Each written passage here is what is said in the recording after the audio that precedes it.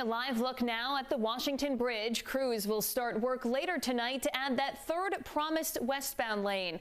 The work is scheduled to begin around 9 and wrap up by tomorrow morning.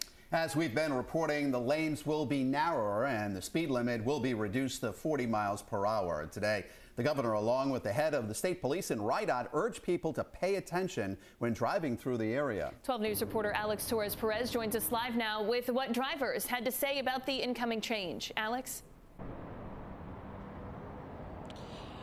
Well, while some are hopeful that the change will help alleviate some of this traffic, others not so much, as frustrations for the Washington Bridge grow. I expect it to be bad, but I hope it to be good. But I don't really have much hope for opening up more lanes because it's still going to be the same amount of traffic with the same amount of problems. That's why state police will be increasing their patrols to target speeding, distracted driving, and other traffic offenses. But you know how it is. It's Rhode Island drivers. To help with that, RIDOT lowered the speed limit to 40 miles per hour and is limiting trucks to the far right lane.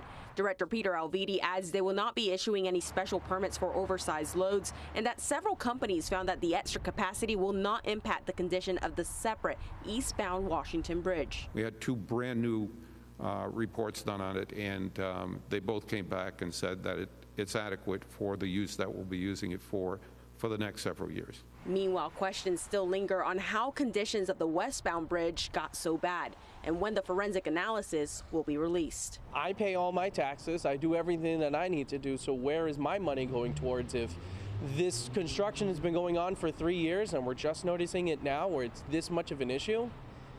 What's the deal?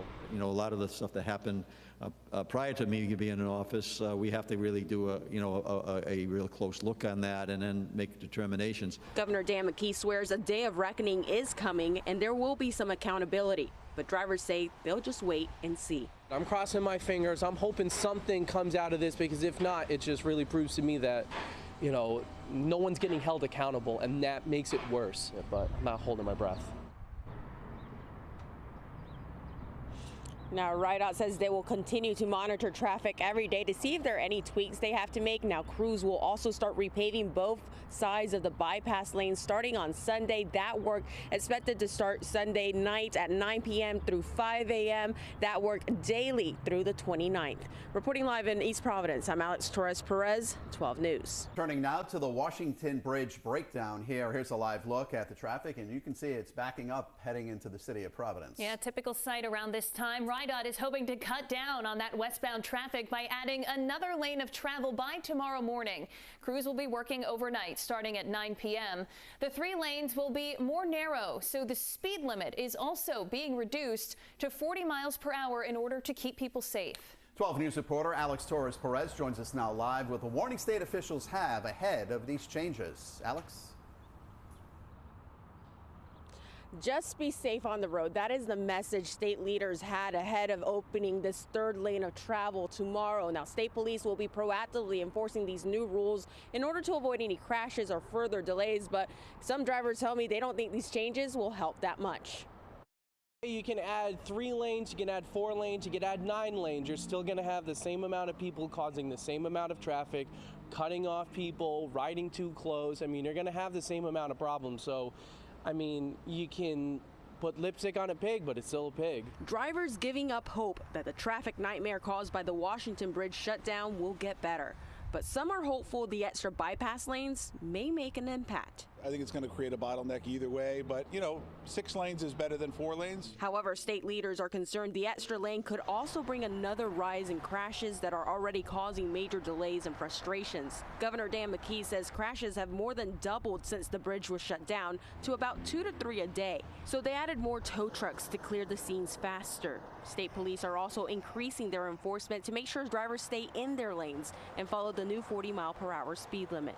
We will definitely make sure that we are targeting the people who are really becoming aggressive in their operation and speed and lane changes and things like that. But the governor says it's a team effort and asks drivers to be courteous and avoid being distracted by their phones. Don't be that person. We're asking everyone to do their part and put the phone down. It's nice advice, but I don't think many people are going to listen to that advice. Others are hopeful drivers will heed the warning and be courteous. There's a couple of people, a couple of bad seeds that are trying to save 3 minutes from their commute, but I think for the most part, if people are switching lanes or just trying to merge in, let them merge in. Now, RIDOT crews are doing this work over the weekend so they can do some tweaks without impacting people's commute. However, if you are traveling overnight for the next week, starting Sunday, RIDOT crews will start repaving both sides of the bypass lanes, lane by lane. That work expected to start on Sunday and daily from 9 p.m. until 5 a.m. through the 29th. Reporting live in East Providence, I'm Alex Torres Perez, 12 News.